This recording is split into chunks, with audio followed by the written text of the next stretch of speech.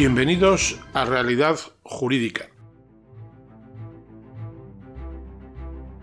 El tema de hoy es el accidente in itinere y su construcción jurisprudencial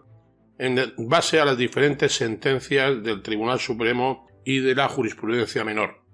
El accidente de trabajo tiene mucho que ver con el accidente in itinere, como vamos a explicar, ya que el accidente in itinere toma su base del accidente de trabajo. Pero el accidente in itinere se caracteriza fundamentalmente y tiene su origen, como decíamos antes, en la propia jurisprudencia, y su concepto proviene de la propia jurisprudencia. Y así, a través de la ampliación del concepto de accidente de trabajo, podemos llegar a entender lo que son los accidentes in itinere. Podemos definir el accidente in itinere como aquel que sufre el trabajador cuando va o cuando viene del puesto de trabajo, es decir, de su lugar de trabajo. Y no debemos de olvidar que el núcleo fundamental a la hora de la construcción jurisprudencial del accidente in itinere es que solo podremos calificar como tales aquellos que se producen en un desplazamiento que viene impuesto por la obligación de acudir al trabajo o volver del trabajo. Por esta razón, el concepto de accidente in itinere se construye siempre a partir de una serie de premisas o términos. En primer lugar, lugar de trabajo. Segundo lugar, domicilio del trabajador. Y tercer punto, cuestión, la relación existente entre ambos, es decir, el trayecto que va desde el lugar del trabajo al domicilio del trabajador y viceversa, del domicilio del trabajador al lugar del trabajo. Como veremos, no es suficiente que el accidente se produzca al ir o al volver del trabajo, sino que la jurisprudencia viene entendiendo que debe haber una conexión causal, es decir, debe haber una causa de ese accidente entre domicilio y trabajo, es decir, entre domicilio del trabajador y lugar del trabajo, y así lo han establecido múltiples sentencias, entre otras la del Tribunal Supremo de 14 de febrero de 2011 al respecto. La sala del Tribunal Supremo ha señalado con mucha reiteración que la idea básica del accidente de trabajo, en esa construcción que decíamos antes jurisprudencial, entendía que solo puede calificarse como tal el que se produce en ese desplazamiento, y además que viene impuesto por esa obligación de acudir al trabajo, es decir, no es cualquier tipo de desplazamiento del domicilio al centro de trabajo, sino el desplazamiento obligatorio del domicilio para ir a trabajar. No existe accidente in itinere cuando se ha finalizado el trayecto, es decir, desde el punto de trabajo al domicilio particular, al domicilio particular al puesto de trabajo, o todavía no se ha iniciado el mismo. Así, para que sea considerado accidente in itinere es necesario que el accidente se produzca en el tránsito, es decir, en el tránsito de la salida del domicilio del trabajador al puesto de trabajo. Como decíamos antes, el accidente in itinere proviene del accidente de trabajo en esa extensión que hace la jurisprudencia para entender que uno y otro son accidentes que tienen que ver con el desarrollo del puesto de trabajo. Pero entre ambos existen unas diferencias importantes que vienen establecidas en el artículo 115.3 de la Ley General de la Seguridad Social y que son las siguientes. En el accidente de trabajo se presume que pueda calificarse así siempre que la lesión se haya causado dentro del propio trabajo, es decir, dentro del lugar de trabajo y en tiempo de trabajo. Es decir, que quien pretenda alegar que el accidente no deriva del trabajo debe destruir esa relación de causalidad, tiempo y lugar. En cambio, en el accidente in itinere, la relación de causalidad no es siempre entre el tiempo y el lugar de trabajo y el resultado lesivo, sino entre el accidente y el lugar y tiempo de trabajo, es decir, debe de quedar acreditado solamente que el trayecto o recorrido realizado por el trabajador, el momento del accidente, puede considerarse lugar y se encuentra dentro del tiempo de trabajo. Es decir, la jurisprudencia entiende que el salir de casa e ir al centro de trabajo es tiempo de trabajo y salir del centro de trabajo e ir a casa, es decir, al domicilio particular, es tiempo de trabajo. Y hay que acreditar que en esa ida y vuelta al puesto de trabajo o al domicilio particular se produce el accidente. Y la segunda diferencia es la presunción, es decir, la presunción que existe en el accidente de trabajo, que viene regulada en el artículo 115.3 de la Ley General de la Seguridad Social, como sabéis es una presunción iurus tantum, es decir, que solo cabe prueba contra ella, de modo que corresponde a la parte que niega la calificación acreditar que el accidente se produjo sin la relación de causalidad legalmente exigida. Por el contrario, en el caso del accidente in itinere, Aquí, en este caso, deben de constar acreditados los requisitos que exige la jurisprudencia, que luego detallaremos, para que pueda considerarse accidente de trabajo. Es decir, no existe la presunción juris tantum que existe en el accidente de trabajo, sino que corresponde a la parte que alega la existencia del accidente in itinere acreditar, es decir, tiene la carga de la prueba, que el accidente se produce en ese tiempo y lugar de trabajo. La jurisprudencia del Tribunal Supremo con relación al accidente in itinere es variada, pero desde el año 2010 viene manteniendo la jurisprudencia y exigiendo una serie de requisitos, en concreto 3. El primero es lo que se llama factor topográfico, el segundo es lo que se llama factor cronológico y el tercero es el factor de idoneidad del medio. Estos 3 factores son los que determinan la existencia por la jurisprudencia y son los requisitos exigidos por la misma para que se tenga en cuenta la existencia del accidente in itinere. En cuanto al factor topográfico, lo fundamental es que se entienda que el trayecto habitual y normal del recorrido desde el domicilio del lugar del trabajo o viceversa y la finalidad principal y directa de acudir o volver al trabajo se debe de producir. Es decir, no se trata solo de domicilio legal, sino nos valdría domicilio real o incluso habitual. Y en general, el punto normal de llegada y partida del trabajo, aquí lo determinante, para entendernos claramente, no es salir del domicilio o volver a él, sino que para la jurisprudencia lo esencial es ir al lugar de trabajo o volver del puesto de trabajo, es decir, o volver de trabajar. Pues el punto de salida o de llegada puede ser o no el domicilio del trabajador, como decíamos antes, pudiendo ser el domicilio legal o el domicilio habitual. El Tribunal Supremo, en su sentencia de 14 de febrero del 2011, viene a definir lo que es el domicilio y lo pone en relación con elementos geográficos, teológicos, cronológicos, etc. Y establece claramente lo siguiente. Dice, lo decisivo es, por un lado, que a los efectos que aquí interesan debemos entender por domicilio el lugar cerrado en el que el trabajador desarrolla habitualmente las actividades más características de su vida familiar, personal, privada, íntima. Es decir, lo que diríamos todos la morada. Es decir, lo que comúnmente, aparte de morada, también podríamos llamar vivienda particular. Y por otro, que el abandono de ese espacio concreto, es decir, de nuestra vivienda o morada, que es el espacio concreto que podríamos llamar el elemento geográfico, debe ponerse en relación directa con el inicio de otras actividades o circunstancias que, alejadas ya por completo de la vida normal, ponen claramente de relieve una relación causal, que es el elemento teleológico, con el comienzo del elemento cronológico, es decir, del tiempo, y nos ponen en relación con el trayecto que conduce en exclusiva al desempeño de la actividad laboral. Insistimos, es el camino entre la morada o vivienda, a través de, como expresábamos antes, una serie de actividades o circunstancias que nos ponen en relación camino al puesto de trabajo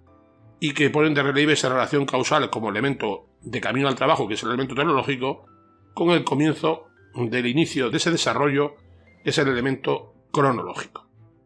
Por camino, es decir, la distancia que hay entre el centro de trabajo al domicilio particular o domicilio particular al centro de trabajo, se entiende que es la vía que se use con normalidad por las personas. Es decir, los trabajadores van siempre normalmente por el mismo sitio a su centro de trabajo y que normalmente es el centro que si utiliza vehículos, si va andando, es el centro normal y habitual para llegar al centro de trabajo. Y para que se califique de habitual debe de constar que, o como es obvio, es el que se utiliza habitualmente por parte del accidentado. Se considera también que el accidente in itinere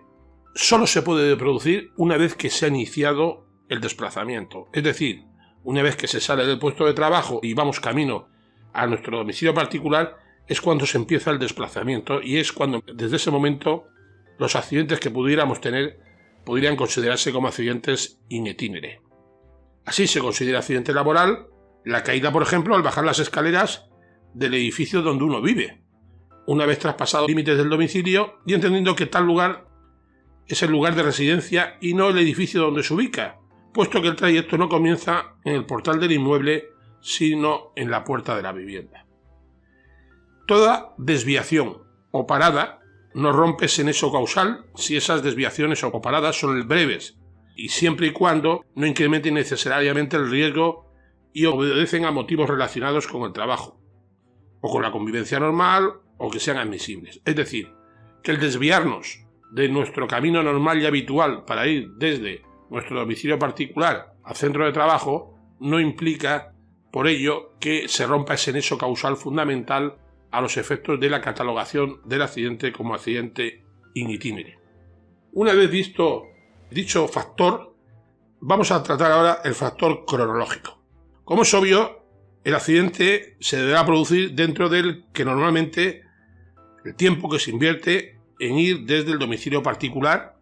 al puesto de trabajo, esto es, en el recorrido, y siempre, como hemos dicho anteriormente, no se alteren ese recorrido por desviaciones o alteraciones importantes, o que sean anormales dentro del trayecto normal, y que siempre correspondan a intereses particulares al respecto. Es una cuestión fundamental el no salirnos de dicha cuestión. Como decimos e insistimos una vez más, hay que mantener ese nexo causal en la ida o la vuelta al puesto de trabajo. Aquí viene bien reseñar la sentencia del Tribunal Supremo de 10 de diciembre de 2009, que establece claramente, y leo literalmente, que para esta sala, tanto en el caso de quien acude a realizar una gestión de tipo tributario, como el quien lo hacía a una consulta médica,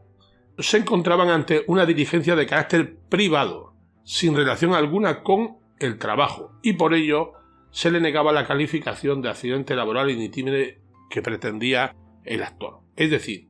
insistimos, el nexo causal debe de ir relacionado domicilio particular con domicilio o centro de trabajo de una manera directa y sin salirnos y ni desviarnos de forma importante de ese camino. También se rompe el nexo causal, como es obvio, pues con cualquier retraso grave e injustificado y dilatado en iniciar el desplazamiento, salvo que existiera alguna justificación al respecto, por alguna razón, aunque la jurisprudencia en este caso ha interpretado con amplitud lo que debe entenderse por interrupción, de modo que ésta se considera que no se produce en supuestos en que el lapso de tiempo es de corta duración y tiene justificación, como antes decíamos. El tercer elemento o factor que hemos hablado que exige la jurisprudencia para la catalogación del accidente como accidente in itinere es el factor de idoneidad del medio. ¿Qué significa ello? Que el trayecto recorrido que realiza el trabajador debe ser utilizado siempre a través de un medio de transporte normal o habitual, y por tanto el medio utilizado para ir desde el domicilio particular al centro de trabajo sea el medio lógico, normal y habitual. Es decir, el transporte apropiado es el que habitualmente utiliza el trabajador, o el que utiliza usualmente, y siempre que el trabajador no actúe con una imprudencia grave o temeraria o la empresa no lo haya prohibido expresamente. Si el trabajador va siempre en autobús, que es el medio normal de trabajo, estaría actuando correctamente, pero si la empresa le prohibiera acceder al puesto de trabajo a través de vehículo, estaría transgrediendo la prohibición de la empresa en ese sentido. La jurisprudencia en este caso ha venido entendiendo, por ejemplo, que para casos extremos como la conducción bajo las bebidas alcohólicas y sus efectos, no tiene por qué ser calificada de forma automática de una imprudencia grave o temeraria, pues para que exista debe concurrir otros elementos como son que el trabajador sea consciente de que está obrando de mala fe o de forma temeraria, poniendo en peligro a él mismo o a terceros. Tampoco sería imprudencia temeraria la infracción de normas del tráfico, ya que no todos los incumplimientos de las mismas son calificables de temerarios. También debe tenerse en cuenta que las circunstancias en cada caso concreto a la hora de valorar las circunstancias personales del trabajador. La jurisprudencia exige que se trate siempre de una imprudencia de tal gravedad que se ponga de manifiesto toda ausencia básica de precaución por parte del trabajador, y de esa manera acepta cualquier peligro por muy posiblemente probable que se produzca. Así, la sentencia del Tribunal Supremo de 22 de enero del 2008 establece claramente para la Sala que sobre esta materia cabría resumirla tal y como se ha hecho en otras sentencias anteriores, en el sentido de que el concepto de imprudencia temeraria no tiene en este ámbito del ordenamiento de la misma significación en el campo penal, desde el momento en que los bienes protegidos son diferentes. Por tanto, es muy importante dejar en claro aquellas actuaciones por parte del trabajador que no son aceptadas a efectos de accidente in itinere. En cambio, hay otras actuaciones o otros comportamientos de desplazamiento del domicilio particular al centro de trabajo que no plantean ningún tipo de problema, como puede ser la utilización del transporte público, que es un medio normal de comunicación y de asistencia a los centros de trabajo, o el transporte que haya puesto a disposición de los trabajadores la empresa. En estos casos, el accidente in itinere no tiene ningún tipo de problema de su probanza. No hay que olvidar que la presunción de laboralidad no se aplica a los accidentes in itinere y hay que, como hemos dicho anteriormente, la carga de la prueba va a corresponder al trabajador o a los causavientes, en el caso de fallecimiento, acreditar que existen los elementos o factores que hasta aquí venimos desarrollando. La enumeración de los requisitos que realiza el Tribunal Supremo, y señalamos la sentencia del 14 de febrero del 2011, dice textualmente: es la consecuencia, con esa idea, la reiterada y constante jurisprudencia de esta sala para calificar un accidente como laboral in itinere, dice la simultánea concurrencia de las siguientes circunstancias. A. Que la finalidad principal y directa del viaje esté determinada por el trabajo, que es lo que decíamos antes, el elemento teleológico. B. Que se produzca en el trayecto habitual y normal que debe de recorrerse desde el domicilio al lugar del trabajo o viceversa, que es lo que decíamos antes, el elemento geográfico. Y C. Que el accidente se produzca dentro del tiempo prudencial que normalmente se invierte y de ir del centro de trabajo a casa o de casa al centro de trabajo, que es lo que decíamos con anterioridad, el elemento cronológico. O lo que es igual, en términos de resumen, que el recurrido no se vea alterado por desviaciones o alteraciones temporales, como hemos mantenido anteriormente, que no sean las normales y obedezcan a motivos de interés particular y que hacen que rompen ese nexo causal de la ida y vuelta al centro de trabajo. Y para terminar, como D, exige la jurisprudencia que el trayecto se realice con medio normal de transporte, que es el elemento que decíamos antes de idoneidad. Por último, y en cuanto a las enfermedades o dolencias in itinere,